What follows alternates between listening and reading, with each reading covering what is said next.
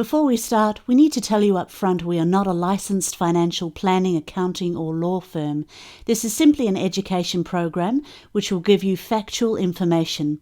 We do not give any general or specific advice around finance, business, investing, options trading or anything else. That is not what this presentation does. Please see a licensed financial planner when it comes to any investment advice you need.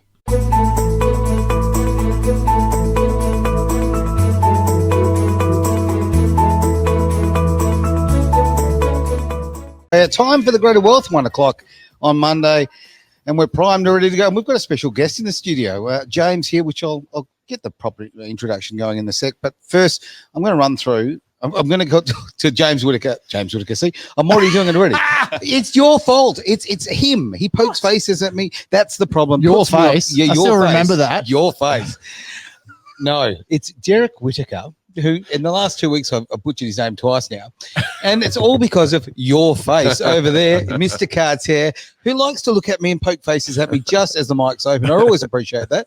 Thanks, mate. Web of lies. Web of absolute lies. 100% reality. Now, mate, I'm going to sit back. Okay, we are right now in your space, your land. Well, actually, both of you guys understand this very, very well, and I'm assuming you do too, James. I'm going to hope so. Otherwise, I've got some issues.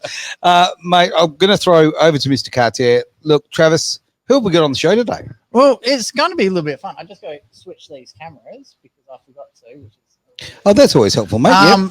So we've actually got James Liddiard. Yes. Liddiard. So he's actually the founder and creator of arguably Australia's newest crypto token, GFE. Would you be the newest? Considering your launch is what, today, or is it over the next couple of days? Just about anyone could launch a token today. We may not be the newest as of an hour from now. But, so here we go. We'll cover ourselves. To my understanding. Oh, I like that one. Did you like that one? Flash. Yeah. So you understand, and my knowledge, best of my knowledge. So we do have the newest crypto token. The one that's so likely to actually work. honestly. Again, my opinion, that's actually looks like it's going to work because the way you've set this up is phenomenal. It really is. So he's actually made a special trip all the way here, unplanned. Unknowingly. Yeah. He didn't know, we knew. But Poor guy was anyway. just driving by. We grabbed him, sack over the head, and into the studio. Blame the blockchain. Blame the blockchain. So that's why I stay away from centralized exchanges. Good point. Good point. Okay. Now, poor old Derek over here, mate, this is your show. We've completely just Hijacked. Yes. All good. Yeah, all We good. mate. DDoSed him. It's not about me. It's about our listener, mate. Yeah. Thank you for saying that because that's so true. This is about the subjects we talk about here. This is about getting to the everyday Aussie, right? This is the important thing. This is no censorship, no control, honest conversation. So you've got lots of information there, lots of questions that far out of my pay grade, and I'm looking forward to that. So let's get into it. So you're the founder of GFE. I am actually co-founder now, so we've There you got go. a team of 4 founders. Well, congratulations. I know you put a lot of hard work into this. Thank you. So how is your token different from all the hundreds out there on the blockchain? I think to answer that in a pretty simple, just in one word, is utility. So, like I mentioned just before, anybody can create a token as such. It requires a very little development skills and knowledge, and there's actually platforms out there that you could, you could create an edge radio station. I could create one within about an hour, and it costs about $500. So creating a token as such is not a special deal. Sure. But creating a token model, a utility for the token, and then ultimately a platform for that utility is really the big deal, I guess. So what are the real world problems you're solving through GFE? It comes down to, ultimately, it's funny, we're building a social platform, but it comes down to payments is what we're solving. So how do you mean that in simple terms for me? Yeah, so I guess if you look at PayPal, and this is very interesting. We all love PayPal here. It's a pretty interesting topic as to why did Elon buy Twitter, and it wasn't just to increase his follower count or the ego. His background with PayPal, his knowledge of payments and the way payments work, and the platform that is Twitter today is probably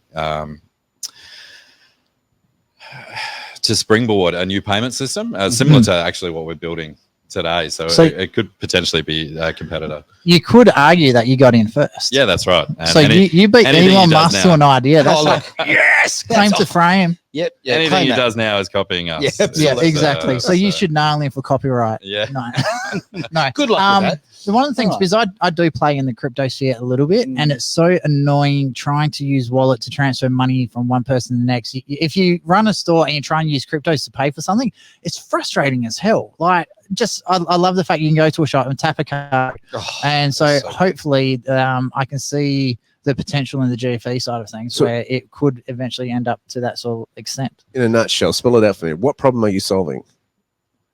Because you said payments. Yeah. Payments and social. So what we're ultimately building is a social platform where people can monetize their social influence and their social profile in their own terms, in their own way, using GFE token and other payment platforms like Bitcoin and Ethereum and stuff as well. So currently in the space, there's no safe way to transfer funds from one person to another, especially into another country, to someone you've never met before. Right.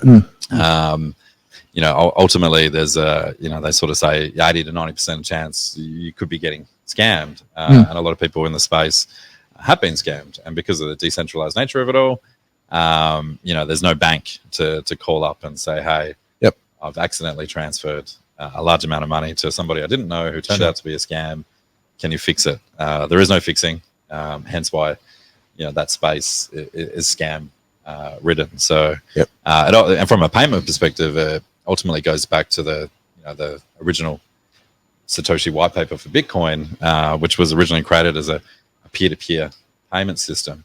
Which it is and it can be, but the nature of it and the detailed nature of it basically has attracted a large portion of Nigerian princes. Yeah, well, it's interesting that I've not got an email from any Nigerian prince in the last 7 years asking to transfer a large amount of funds, because that scam is old, and they've realised that it's much easier to scam hundreds of people for small amounts of money. Almost in an untraceable way. Yep. So, I get slammed with thousands of search engine optimization emails, all from India. There you go. So it's your fault, Mr. Indian. Clearly, Sorry, I'm Aaron's- responsible for the whole country. Yep, Yeah. absolutely. No. Now, so let me get this sort of clear up for myself. So you are going to find a safer, easier way for people to pay. Simple as that. yeah. So without getting super technical, the platform itself, and I don't want to keep using Twitter or Facebook as an example, but one of the biggest problems that Elon was tackling was bots. Yep. Okay. Bots and fake profiles and imitators, all the rest, and the percentage was, I think it was 10 times more than Twitter had originally quoted. Yes. when he made the acquisition deal. So he's had to sort of get in there and build that from a technical perspective. What we're doing is building a platform that, from the get-go, effectively won't allow bots or fake profiles or impersonators, due to the nature of the blockchain and the security, and the fact that the verified profile comes with an NFT that states that it cannot be copied. You are who you say you are. Therefore, if I'm dealing with you from a transactional perspective, and even just from a social perspective, you are a real person. You're not a bot.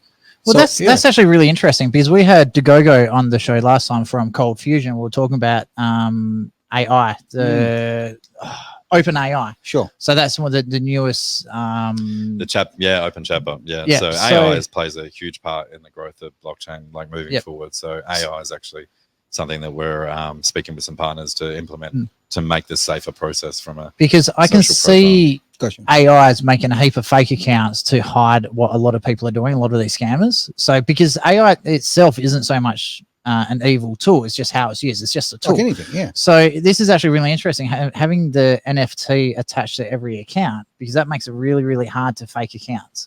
Gotcha. So this is something that it's sort of like having the blue tick verification on Twitter, right, but with an actual not physical, but a web domain location that can, you can't. So you're bringing a lot of safety to transactions effectively.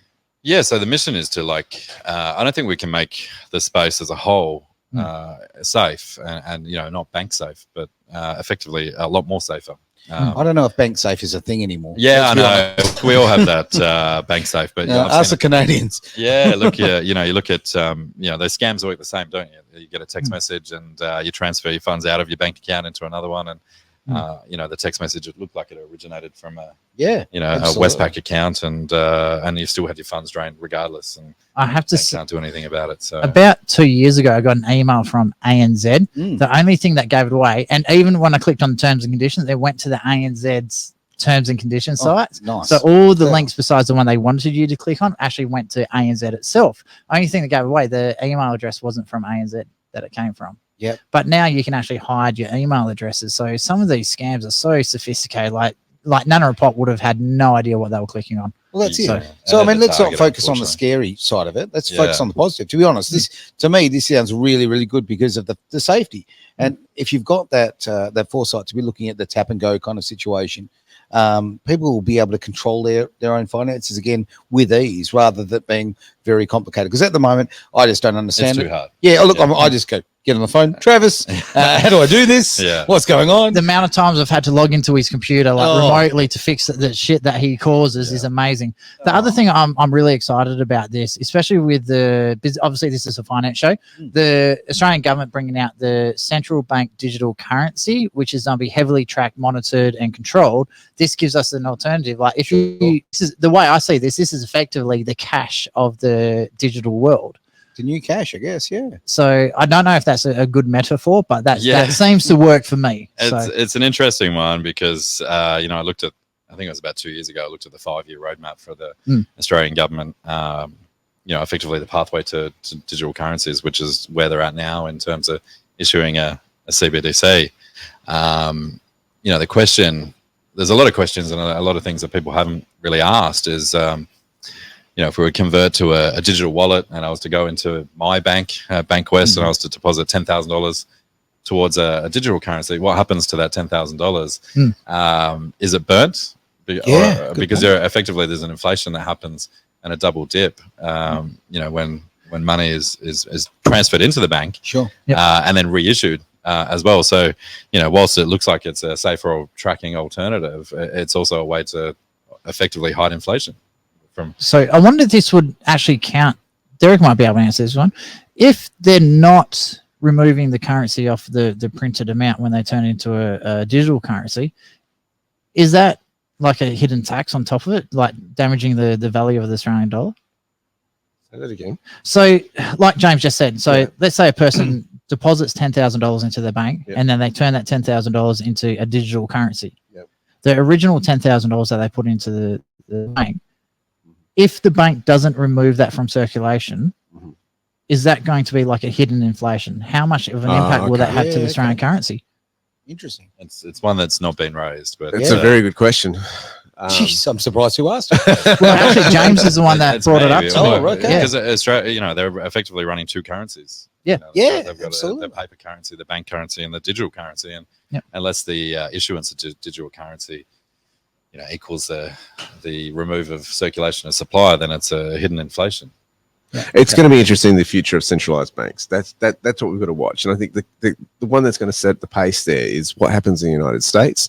It'll have a flow-on effect to Canada and also Australia. Australia is not a leader in these kind of spaces. No. The US is. And I think that's where it's going to be defined. It will follow what the trend is as opposed to setting the pace where it goes.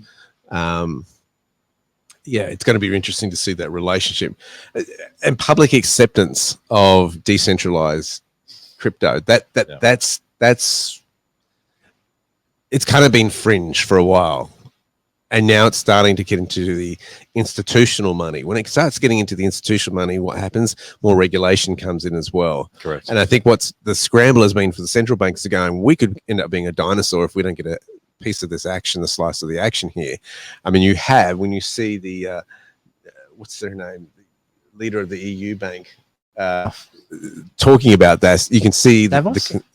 Was it Davos? No, that's where they meet. That's where she is very concerned about we'll be left out of the game if this continues. Sure. And it's interesting to see the fear in bankers as opposed to the markets going into the greed and fear and that sort of thing. So A lot of us like to watch that for you, quite frankly. Now, I'm going to get full political now. Fancy that. Surprise, surprise. Mhm. So, It's been 10 minutes. Senator Malcolm Roberts effectively single-handedly destroyed the cash ban bill and the bank bail-in laws. Yes. So the scary thing is, if they do go to a digital currency, will those laws still abide on the digital currency side of things? Will the banks be able to dip into your digital currencies? Because you got to remember, it's not actual illegal tender yet. So the bill to pass the central bank digital currency to make it a part of a legal tender side of things, it means it's not covered by the current laws. Hang on, surely, okay, the bail-in laws would be covered by this. No, that's the No? thing. They're not. They're talking with the bail-in laws. They're talking about the legal tender. So cash, money in the banks, Yep.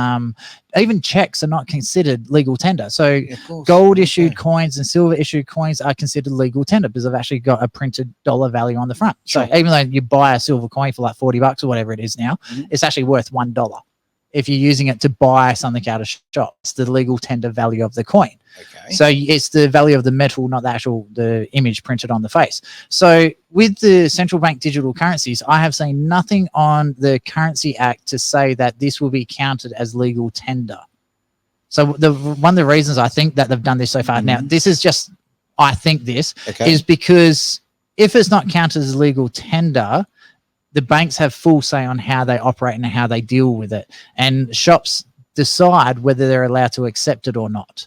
So I think that's where a lot of problems is. There's so much legislation that needs to be sorted out on this, because at the moment it's the wild, wild west. Oh, I think it's they're struggling to catch up from a Yeah. legislation point of view, and that's pretty evident. Yeah. I think that goes across all modern society, quite frankly. You know? Yeah, yeah, and this space has grown so quickly. Yeah. and it Yeah, sort no of question took about the that. government of all countries by surprise and by shock, and they've, the last 5 years has just been a scramble to try and find people experienced enough to be able to change that legislation as well. So Many people aren't going to understand the difference between decentralized and centralized. Can you give us a brief summary of the difference between the two? yeah, so I guess like true decentralization, there is no sort of power of manipulation. It's kind of like the people's money, which is like effectively what Bitcoin was created for, and hence why it was the tokenomic model was that everyone could effectively mine it on their computers until until companies and even Bitcoin, whilst it's decentralized, has become much more centralized.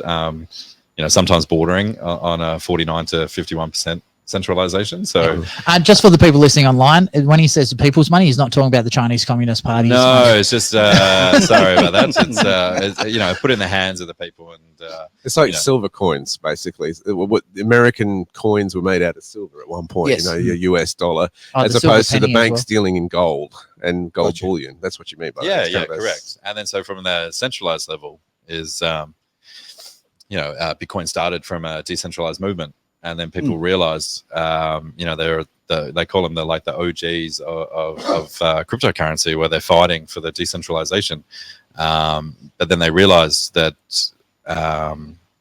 whilst you want a high level decentralization, when something goes wrong, you want to be able to call someone, which then therefore defaults back to a centralized type intervention. So it was needed and required over the years that a certain level of centralization came in to allow for institutional money to build a more mature space. Especially considering that most wallet IDs don't have a face or anything attached to it. So that's effectively what we're trying to build is and AI plays a huge part in it, because one of the partners we're speaking to is effectively one of the process that you go through from joining the platform is an AI KYC verification. And therefore, once you've completed that KYC verification, you're issued the NFT to your social profile. So therefore, there's technology moves quicker. There's deep fakes. There's other ways, but AI KYC is probably the gold standard at the moment. Okay. So before we head to the break, what I'll do, I'll quickly grab that website where people can actually get their tokens if they do want to jump onto it. Well, the website itself is gfetoken.io. We're just about to launch on our time, Thursday. Yep, I did see the timer. It's on my big screen at home. I'm just waiting. It's counting down very, very quickly. There's a lot of stuff to do, but when you've got stuff you got to buy with money you put into it, it's like, oh, come on, hurry up. So yes, I do need a new computer. So anyway, jeez, you poor thing. I'm so excited. Yeah, So your first world problems. in the interest of transparency, yes, I did jump in on the early sales. So can people still jump in on the early sales, or is that closed now? Yeah, from an early sale perspective, from Australians who effectively had to close it just due to the fact that we're launching in a few days. There is anyone who sort of plays in the space, there will be a pink sale raised just before we launch. Yep. But more than likely, it's probably safer for most people just to wait till Thursday when it's on the open market on 2 centralized exchanges and a decentralized exchange, which is Pancake Swap. Mate, I'm going to throw straight to you, Derek. You're the man with the advice. You're the man with this great knowledge of. I don't give advice on this show. No, you don't. You don't. They don't call him Derek the dollars are for nothing. I meant the personal stuff we talk about later. Okay, no. Okay, the knowledge will go. Just call my lawyer. You have the right to remain silent, mate. Look, you obviously understand the crypto space really well, and more every day. What are your thoughts here? What are your questions here? Because obviously, we want to answer the questions that everyday Aussies are asking. What do you think? I think the biggest things for me, there are two uses as I see it, and correct me if I'm wrong if you see it differently, because I'm very open to learning in this space, right? So from my perspective, I come from the investment type space where we trade the stock market and all this sort of stuff and manage other people's money. And we have to look at things in terms of risk and risk management. And I think what I've been able to assess from my perspective is that crypto is bifold in terms of, one, people use it for investing, buy a coin, hold on it, hope it goes up. Yeah, pretty straightforward. Yep. There's the other aspect of the exchange in terms of paying for goods and services, as you would with money. You're using digital coins, and it solves a lot of the issues in terms of paying someone from a distance. Yes. In relation to that, is there a function I'm missing here? Yeah, so good question. I guess from a cryptocurrency, that's the investment payment is what most people say, especially like the average person. Yeah. Not every token is a payment token. Not every cryptocurrency is a payment. It can be used as a method of payment because it's transactable. But it's the underlying, the blockchain, which is actually more so the biggest, more important part that will move forward with the next 10 years of technology.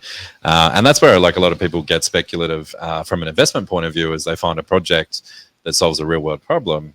It's not really a payment as per such. It's more of I believe that this token and this blockchain project will solve a real world problem on a global scale. So therefore I will invest money, but it is extremely highly volatile, where risk management from a hedge fund perspective can be done on very high liquid trading coins with very tight stop losses and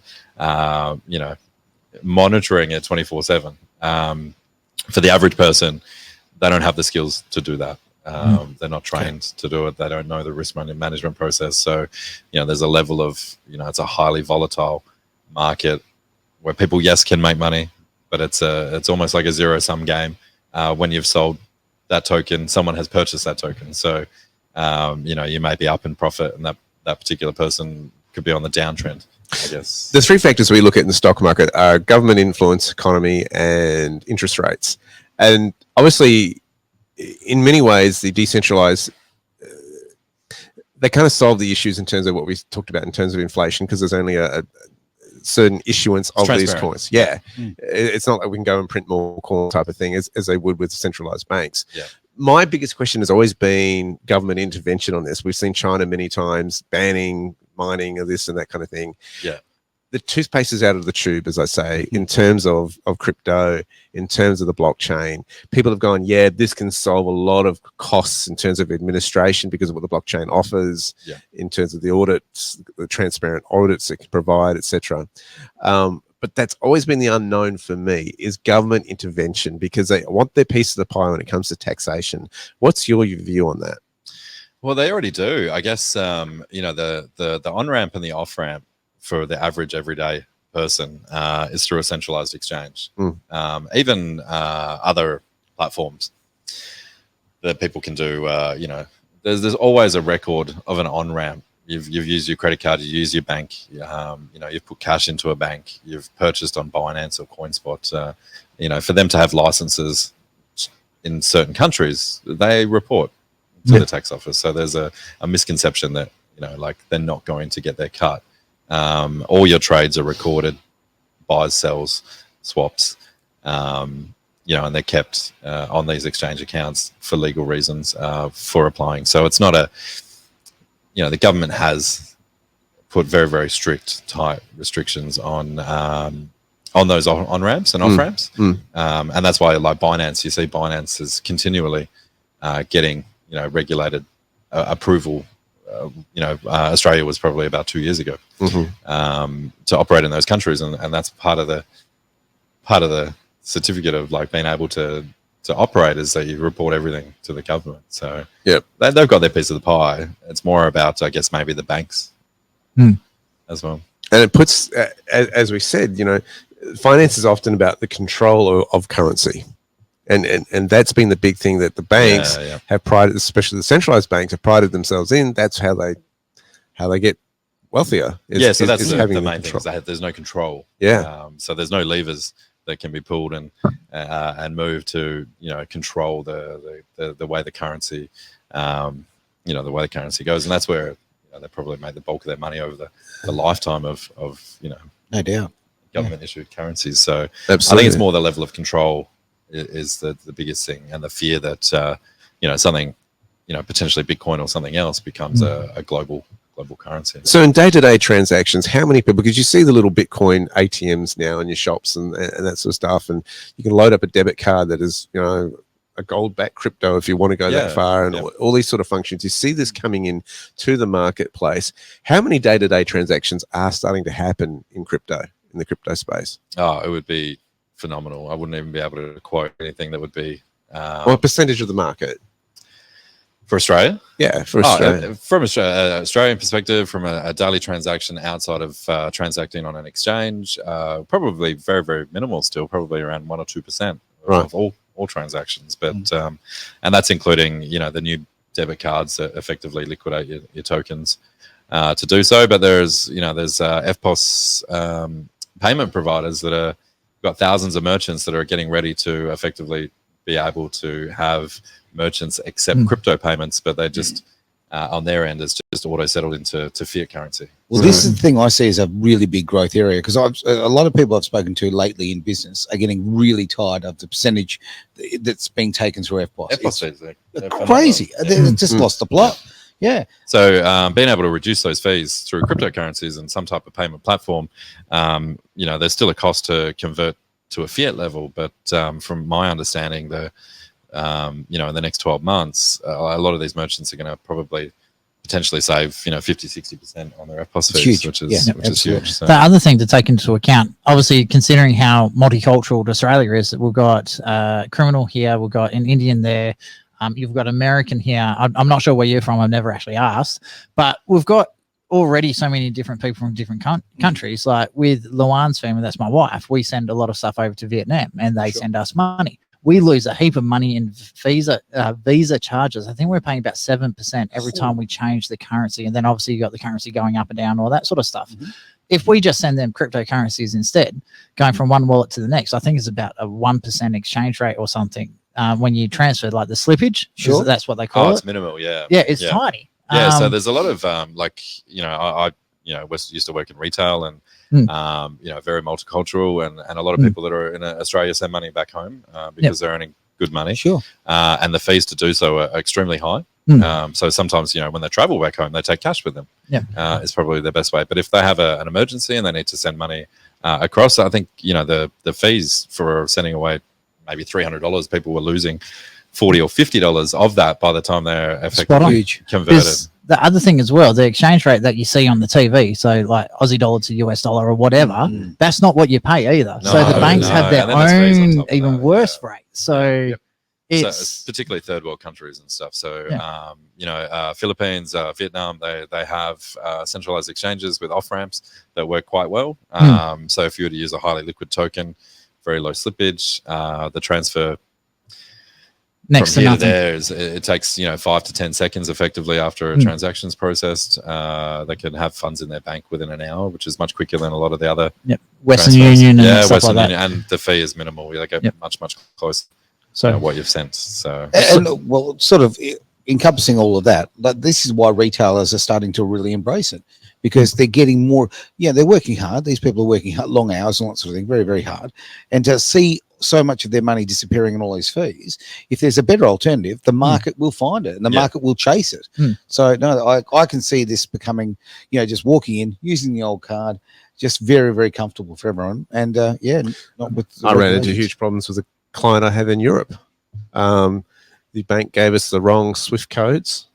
It went to a secondary bank. Yeah. Her payments, she was stung with, a fee of €250 because of the mistake. Right.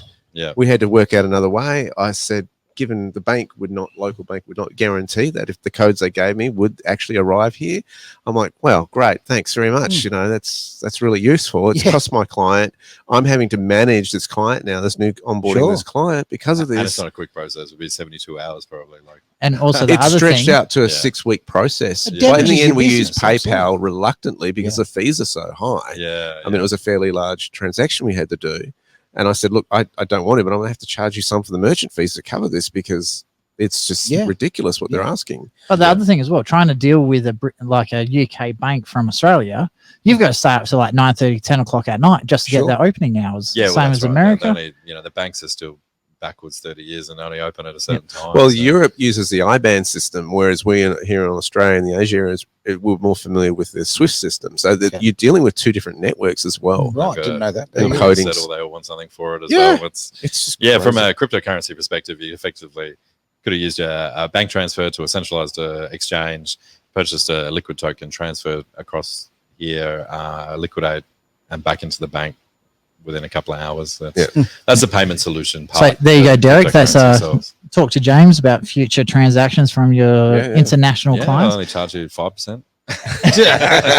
And I'll charge you 4% for the commission. No. I'll do it for free. The other one as well is, especially as much as I hate it, we're becoming more and more of a global economy rather than just like an Australian economy and stuff like that. So even myself, like I've got to deal with people in other countries. So having that ability to not use the banks for the transfers of money, I'm highly excited about this because it cuts out not the middleman but the middlemen, because there's so many different steps you got to go through transferring money internationally. So if you can just go direct to the person, like that's just the process alone, the time you don't save, the headaches you don't save, it's just easier. People like easy. The other issue too, and we saw Yi bring it up recently, is that here I'm a What did he bring up recently? He brings up a lot of He controversial does. stuff. Well, he said, look, here I am a billionaire. Yeah. And the banks have frozen my bank accounts. If they can do it to me, they can do it to you. Very good point. And it's at a click of a button. I don't think most Australians are aware of this, but at a click of a button, the bank can go, we're freezing your account. No more transactions on it. Yeah. These solutions, they kind of bypass that problem, don't they? Yeah, they do, but they come with their own risk because I had a conversation with someone just this morning, an early pre-sale person into GFE, and you're a self-custody. So whilst it gives you all these extra benefits, you are the person in charge of your money, and if you lose your seed phrase or you do something that's gone forever, you can't. There's not somebody to call to fix that. Isn't there a dude that lost his seed phrase? Oh, there's millions. But he had like $28 million worth of Bitcoin. I would have had $100 million worth of Bitcoin. I don't even want to tell you that story, but I purchased Bitcoin on my laptop early 2011. Yeah. Not long before Facebook IPO started, because I wanted to get into that early. At the time, it was $500. I bought $500 worth of Bitcoin on my laptop, transferred it to my laptop. Didn't think too much of it. It was $500. Maybe 6, 9, 12 months later, upgraded my laptop, cleared the last one, sold it on Gumtree or whatever it was. And it was probably 5, 6 years later that I was like, oh, I remember I bought that Bitcoin, and what is it worth now today when Bitcoin started to hit the media? I remember I specifically, like, I should have gone to like a hypnotist or something, but like I remember I wrote it on a notepad, my seed phrase, and put that in a drawer, because that's what people do. At the time, they think, oh, it's safe. I wrote it on a bit of paper. It's in a drawer. 6, 12 months later, that drawer's gone. The seed phrase is gone. They lose their phone. They've now lost the custody of their of the token. So, am I allowed to ask how many Bitcoins you purchased for that $500? oh, look, it's hard to tell because I don't have I went back through old bank statements, everything, trying to work out, what happened to it, and if there's a way. Like, at first I thought maybe it was on a centralized exchange, and if it was, it probably was Mt. Gox, so I wouldn't have got it anyway. But I do remember I purchased and followed the instructions. It took me about 2 nights to work out how to actually purchase Bitcoin because it wasn't as easy as it is now. Sure. And then how to install the wallet, the Bitcoin wallet, and how the Bitcoin wallet works, and how to transact that, and how to get a wallet address. I'd sort of taught myself back then. So it could have been anywhere between 500 and maybe 1,500 Bitcoin. But the reality is, I only really lost $500, right? Yeah. You know what I mean? You keep saying that to yourself, you'll be fine. Oh, look, I just don't do 500 times 30,000. You kind of have to. Oh, yeah. Well, didn't Bitcoin hit like 80,000 at one point? Yeah, Aussie, pretty close to 90,000 Australian dollars. Yeah. Wow. Yeah, I think it was 65, 67 US. So. No, it was $500. It was $500? Yeah, I know. Times that by 500 or 1,000. That's let's just not talk about it. Okay. Yeah. So the solution to that, how good are these, offline wallets and that sort of stuff, the USB type stick type things? They're very good if you educate yourself, and that's the problem. Is people tend to hear my friend made money by buying XRP, or my friend made money by buying Dogecoin. MLX is another one. And so what they do is they do very minimal research. They jump on a computer, they download a wallet. People sometimes get scammed at that point because there's phishing sites of like, do you want to buy Bitcoin, buy it through here, or they don't exactly know. So they look for help in Telegram chats or WhatsApp, and people go, yes, I'll scam that person. And I know someone, recently that was scammed for about 150,000 by that way. Yeah. Mm-hmm. So people ask me, and I always say, look, come back to me in 3 months when you've done all your research. And they're like, but the market's moving now. And I said, trust me, like anything you do now, you'll more than likely lose money. Right? Go do all your own research, learn how to self-custody, how to keep your seed phrases safe, watch the markets, research the projects that you would potentially put money into, and then do it then. Don't do it now.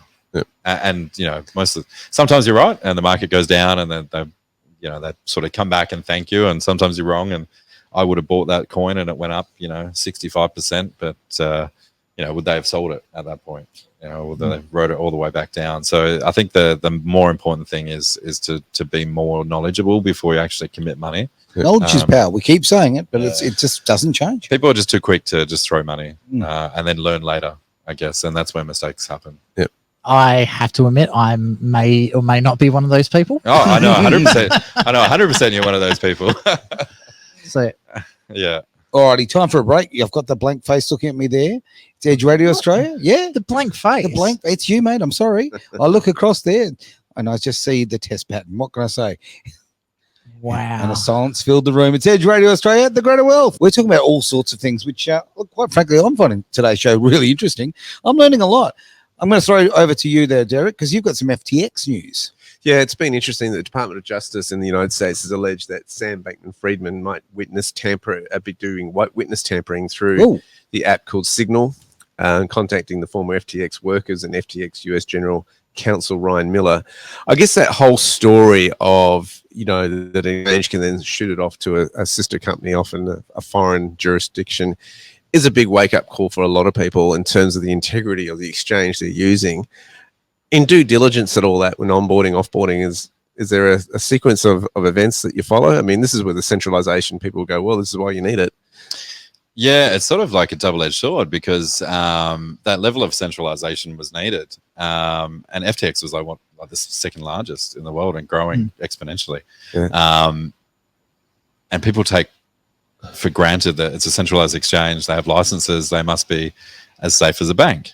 And even with his name, Bankman-Fried. But, the reality was it was a young person who was inexperienced with dealing with hundreds of billions of dollars, custody of, a lot of money. I couldn't be trusted with my car keys back then, let alone Yeah, that's right. So, it definitely was a wake-up call in terms of like the centralization is needed, but there's a due diligence that actually has to happen on that level of centralization. Just because you're a centralized exchange doesn't mean that the people that are running the centralized exchange are managing the funds from a legal perspective, and what is that legal jurisdiction as to where they're based as well. Most people don't know where are they based, where are their licenses, who is the person that's running it, and how is the corporate structure set up for this centralized exchange. So one of the better ones in the space, and you can never really trust anyone, and that's what they say in crypto is, don't trust anyone, is CZ from Binance, because that level of transparency, and it's effectively forced all exchanges to disclose their holdings and their breakdowns of holdings, and to make sure they've got a one-to-one from a liquidity purpose as well. That is also needed as well. So there's a space on both sides. There needs to be, the government probably needed to be more efficient in making sure that these licenses granted, were safer for people as well. So, the FTX was a massive wake up call. Look, I tend to think it's important. You need some form of regulation to keep things safe, but I like to see government not interfering too much into people's lives. Simple as that. So it's that gentle balancing act, I gather. Which is kind of why we created what we created. That's there's a safer level from a decentralized perspective, and we give the tools for a self-governance as well. So I do have one question. Considering what's happened with FTX, how hard has that made things in comparison to at the start of launching GFE? Once that came out, did it have much of an impact on the way people treated you? Impact. We actually went live. We formed the company. We've been building since 2021. A lot of people. Oh, right, COVID. Yeah, and that was free time, right? We had free time, and picked up the co-founding team, and we started building the project. At any point in time back then, we could have launched a token, which is what most people do. But we said we wanted to be a lot more MVP ready, and we wanted to launch via exchanges, because a decentralized exchange launch anyone can do. Like I mentioned, we could have Edge Radio out there and trading within 4 or 5 hours. So it was that level of authority of a centralized exchange. So we paid a lot of money to be listed on 2 centralized exchange to handle the initial offering of the tokens. And we actually went live about 14 hours after FTX. Wow. Oh, that would have sucked. Well. Yes. Yeah. So you cannot time anything. And that was I think we'd signed the contracts, agreements, and listings 4 or 5 months before. So we could have jumped in earlier. We decided let's just be ready from our own perspective. Yep. And you can't time anything, unfortunately. It's I went live right in the middle of the dramas, and there was just a massive bank run on all exchanges.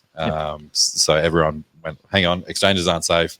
If FTX goes down, my little one's going to go down. Everything's all interconnected, and there was money going here, there, and everywhere. It's safer for me to take my crypto off the exchange. And we'd just gone, hey, we're a brand new project, and we're launching on 2 centralized exchanges. So that was challenging. That was very, very challenging. But you're launching with substance. That's what I can see. There's a lot behind it. There's structure behind it. This is not just a token kind of thing. This is, kind of. Can you explain to us something, some of the other aspects of the whole project? Yeah, without I always try to break it down to a point where it's when I leave, you will understand what I was talking about. You can create a token for the sake of a token, and the utilities.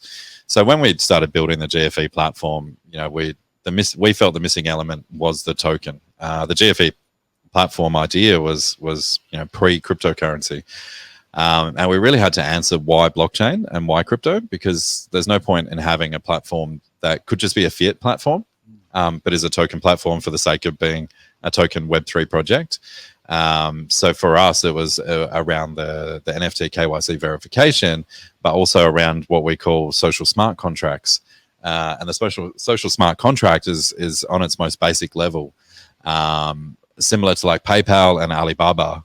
The rise of Alibaba was allowed and grew China manufacturing massively at scale. And the only way for us to do business initially was there was not a lot of verification. But now, as a manufacturer, if you say you're a manufacturer in China, you're verified as a manufacturer that you do manufacture these and you could handle these quantities.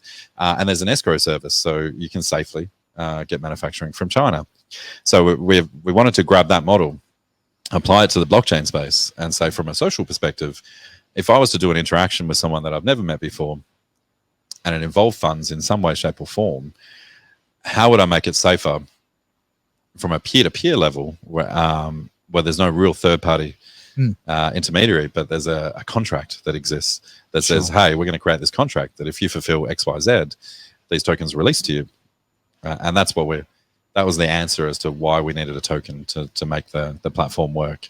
I know we've talked about this many times before on the show, but can you also, just for those who aren't, used to all the acronyms rather and so forth, what is the fiat system? Isn't that a Derek question? That's very much a Derek question. That is Derek's. Now, Derek's explained this to me many, many times, which, I'm very thankful for. It goes all the way back through the gold. And exactly. This is a long story. I want to throw to you then, mate. Absolutely. What is the fiat system? Well, just for those who might be watching us for the first time and thinking, fiat, it's a funny car from Italy. What's going on? It's a currency that is issued through a centralized bank, basically. Simple as so when a government wants money in the circulation into its economy, it sells bonds to a centralized bank, which is a glorified IOU X amount of dollars. Yep. And then the bank goes off and prints that money, and it's based on a credit system. And that's the big debate on the whole fiat system. It's a credit-based system. Well, I just wanted to clarify that because a lot of people might be, watching for the first time. I think the first time I heard, I thought it was a car as well. Yeah, exactly. Isn't it a car that only barely runs? Oh, look, don't you know? Fiat sounds, fix it again, Tony. Wow, that impersonation is like, oh, I should be on a pizza box right now. Anyway. Okay. So talking of fiat systems, this is totally non-relevant, this transition. So we keep hearing GFE. Does it actually stand for something?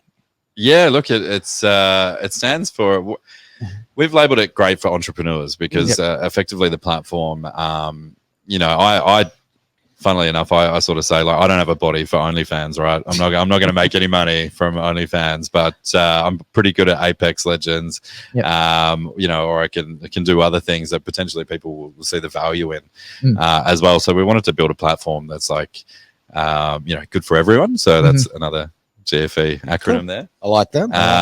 And then the elements within the platform: gaming friend experience, girlfriend experience. There's effectively so many acronyms.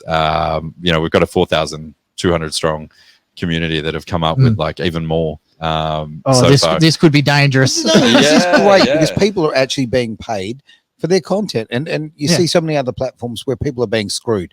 There's a particular one where people put their music on and they get paid a percentage of a cent, all that kind of stuff. This is just, it's just wrong. I'm going to nail another one. Take a large portion of absolutely what you're doing. Yeah. One of my mates has 45,000 followers on TikTok, and they're saying, "Oh yeah, you don't get paid X amount," but when he reads the fine print, he gets maybe 5% of the revenue created from TikTok. So there you go. Like he's put a lot of work into that. He's a music producer. So who gets all that? It's TikTok. Yeah. Exactly. So we created a revenue model where 80% goes straight to the creator.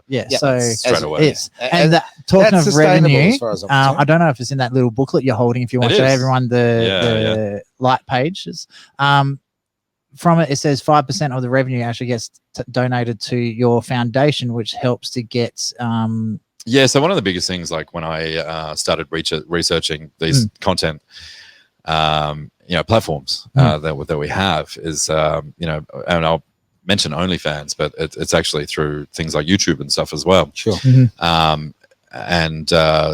say Pornhub. So if we use like all these different paid content platforms where predominantly the platform earns the majority of the money, there's huge instances of sex trafficking, children trafficking trafficking, and so the scum of the earth. And those platforms take the very, very bare minimal legal requirements to be fulfilled to effectively, say, look, we tried, and they don't actively try to minimize or stop completely.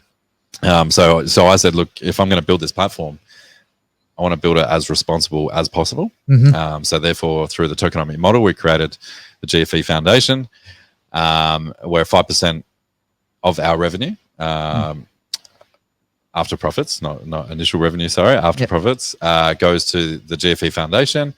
And that's to help police the app from a decentralized perspective, but also to we don't know how much that value is going to be because it's Sure. as the platform builds, to help try and combat that and target zero instances, but be the benchmark in the industry. I'm really, really excited about this because we were doing a show on AI, and I'm one of those people. I always look for how can this be abused? How can this be manipulated for the worst case scenario of people in society? Well, I love my politics. I'm getting into politics, so that's one of the things I have to do because so many people come to me saying, "This is what I found out. How do we fix it?" So I've got to come up with solutions on how to fix all these issues. And seeing a token, because I can see that I know when Bitcoin first came out, it was used for a lot to buy drugs and all this other stuff because no one was regulating it. So I can see where a lot of this can be abused for the worst parts of society. Sure. And seeing that you're in that sphere and you've actively gone out of your way to make sure you're trying to reduce how much of an impact you have in that sphere, I think it's phenomenal. I think it's fantastic. Social responsibility is something that should be foremost in a person's mind, quite frankly. And I take my hat off to you. Boom. Don't biz you blind us all. Right, exactly. Think of the cameras. But it is so important. It's something that gets forgotten a lot in big business. We're going to talk about that probably in a minute. We've gone over time, but who really cares? Let's just go until we've, Derek's got to teach this afternoon, so we can't go too long. Okay. We'll just make it a 5-hour show. We'll be fine. but that's so many big companies, big pharma and so forth. Where's the conscience here? And I actually want to use this as an opportunity to throw you that's you, a mate. Great transition. Yeah, well, that was a really good segue. Oh, thank you very much. I went to Segway school. Go on. Well, it's been a big week for Big Pharma, hasn't it? I mean, certainly has. They're getting shook up. We had the Project Veritas. We had the Project Veritas launching a couple of huge videos on what's been going on. They have. There was the undercover video release on the 25th showing Jordan Tristan Walker, Pfizer's Director of Research and Development, Strategic Operations, admitting on camera on a date that the pharmaceutical company is exploring mutating COVID-19 themselves. Yes. And what they then do is then they call it, he was using the term directed evolution to basically then preemptively develop new vaccines against them. Wow. So we'll create mutations of the virus and then create more vaccines to solve these mutations. Yes, it's nice to create something that hurts the human race to make money. I mean, come on. There's a supply and demand right there. There's a great website that's been looking at this today, Children's Health Defense, and also talking about how Bill Gates has made a really interesting admission on the effectiveness of the vaccines in relation to what they can and can't do. And that's causing a little bit of a stir because, he says we also need to fix the three problems of vaccines. The current vaccines are not infection blocking. They're not broad. So when new variants come up, you lose protection, and they have very short duration, particularly in the people who matter, which are old people. Now, put that in context with where they've come from. This article is also alleging that he has sold off a lot of his biotech shares. Right. Keyword alleges. Allegedly, yes. Has done that. And we're reporting off another website. So this isn't Derek making these claims. This is reporting what the reporter says. Children's Health Defense at August said that he invested $55 million in BioNTech back in 2019. Net worth north of $550 million. He sold some stock at the end of the last year when the price was over $300. They're quoting someone here. So it's interesting how this is all going. I think the great bittersweet irony of all of this is that he was there watching yesterday at the Australian Open, who of course was 12 months earlier banned for not being vaccinated, watching him win the Australian Open in front of all the politicians, entertainers of Australia, after being really treated horribly by our nation. The best bit about it, he did not suffer a single heart problem the whole time. Yeah, he didn't worry. Didn't fall at all. Hasn't died suddenly. And the other interesting thing about this, I wasn't going to go that far, but hey. Elon Musk was tweeting about how he felt after his second booster, and his cousin experienced myocarditis. So it's been a big week because Project Veritas came out and then showed a video where they were confronting the director as well, and basically saying, sprung, This guy gets into panic mode, calling the police, telling them not to leave because he wants to have them arrested, I guess, for what? For asking a question, they're saying. The owners of the thing, speech is violence, remember? Come on. The owners of the restaurant are saying the pizza thing, like, can you please leave? We're trying to run a business here. It got physical. It's gone viral all over the internet, even to the point where Fox News was covering it as well. So Fox News covered that. Look, as far as I'm concerned, through all of this, I've loved the fact that Djokovic has gone out there and we're basically right in front of Gates. It's been Djokovic with the win. It's been Gates' love, as far as I'm concerned. Simple as that. It's like, been perfect. I don't know, but the Australian government's actions last year, this is one of the best that did not age well segments that in recent history. It's like that's one of the biggest FUs in. It really is. How embarrassing for our country as far as our government. And what did Djokovic have to overcome in the week as well? The whole controversy about his dad standing with fans who were flying the Russian flag and all that politically correct nonsense that was out there at the moment, and having to, he just in the moment getting a photo of people who are excited about the win, and then they're toing and froing whether he should be banned from seeing his son play. He decided he wasn't going to watch his son live at the game. This tennis player went through a lot to win. Certainly last did. night. But the other thing as well, a lot of people don't realize. So think about Novak earns tens of millions of dollars a year playing tennis. Sure. Like the amount of time, effort, the dedication he would have had to, like, yes, he's naturally talented, but you don't win Wimbledon, the US Open, and all that sort of stuff with natural talent alone. The hard work he would have put into leading this. And it's not a short career. He's coming towards the end of his career. I think he's 2 up on Rafa or 1 up on Rafa for the most Grand Slam wins. Okay. So he is by far at the moment in tennis standards, the GOAT. He is the greatest of all time. So the thing is, he put on risk by standing up for what he believes in, his sponsorship deals, prize money, media presentations. Every time he does media conferences, stuff like that, he gets paid to go on shows, all that sort of stuff.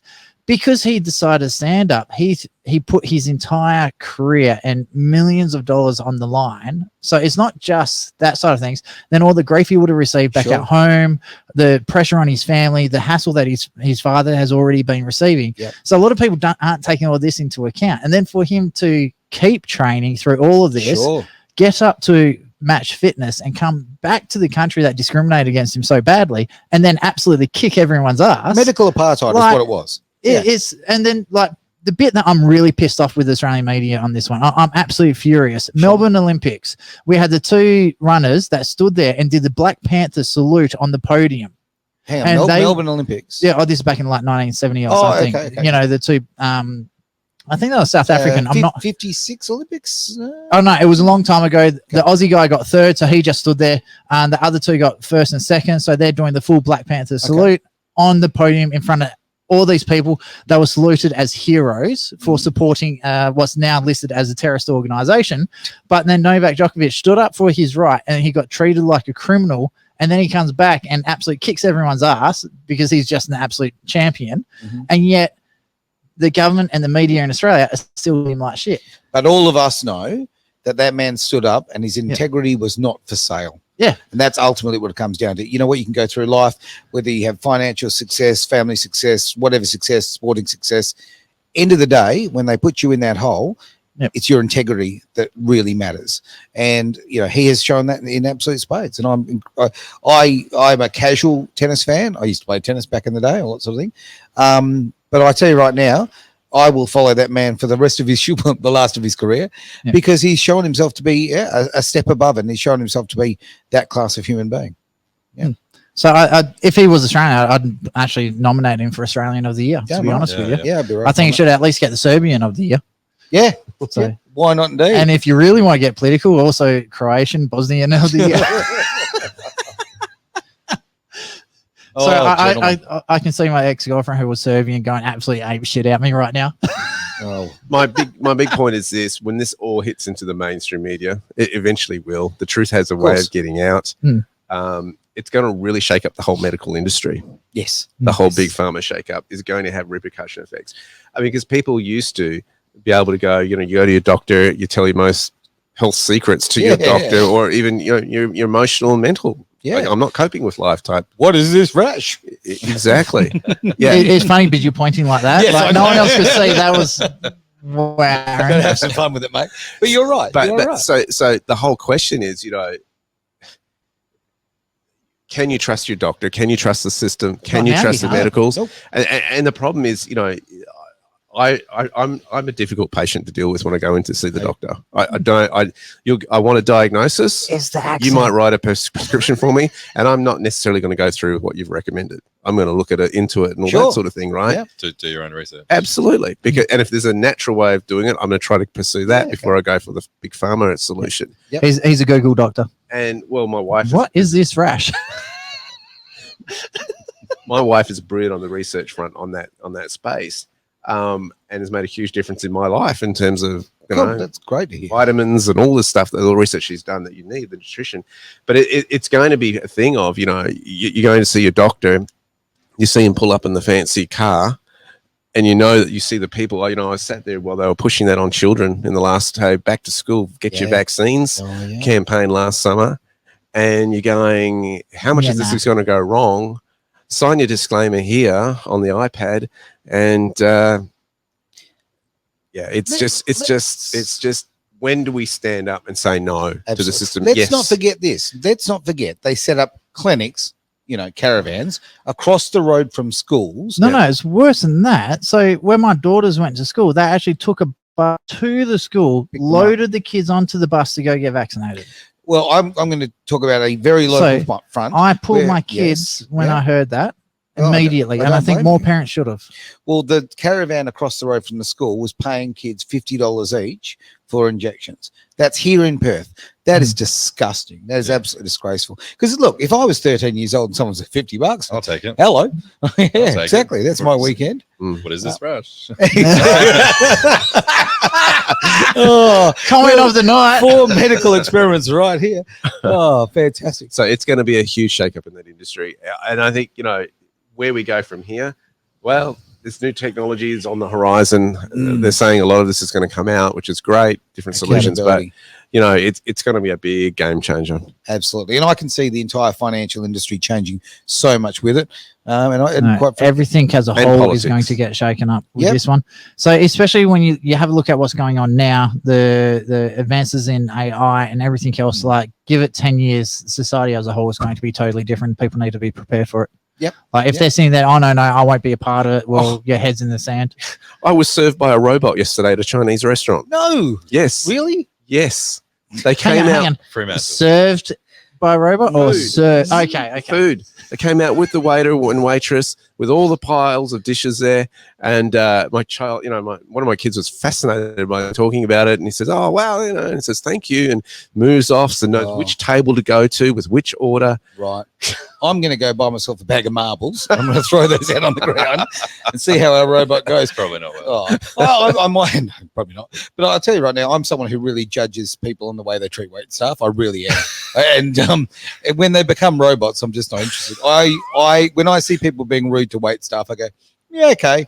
I know exactly who I'm dealing with here. Right? I know how our relationship's going to be, and actually financially, you can really tell if you're going to get into business with somebody, and they're very rude to the wait staff.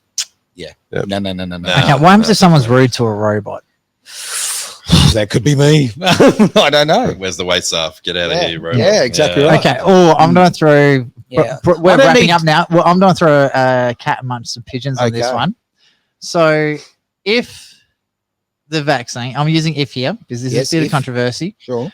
So there's a guy from the World Health Organization was reporting how they can actually hack into human DNA now. Right. So if they change your DNA and they've changed you so far that, because you got to remember, gorilla's 97% of our DNA. Yes. Yep. Does a gorilla have human rights? How far do they have to change our DNA before we are no longer humans, and so therefore human? Look, I often call you a shaved down ape. Is this about your relatives? Oh yeah, of course. What's going on awesome. Here? Really? You know what relatives are. Come on, be nice. Wonder Woman is awesome. She is. Now with that, we're going to finish the show. Derek, any famous last words? Stand up for what you believe in. Yep, absolutely. Even if it costs. Do it, Novak. Stand up for what you believe in, and.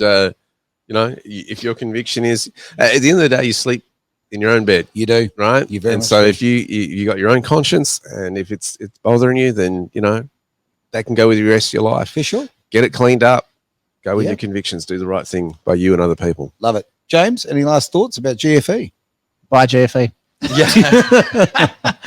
Look, my thoughts is always do your own research. So, I think, our website and everything's on the radio station. sure. And I don't encourage anyone to do anything. It's, I'm just here to tell everyone what I'm building. What you're up to. Do your own research is what I'd like to. Love it. And for the people who want the website to do their own research, it's about there.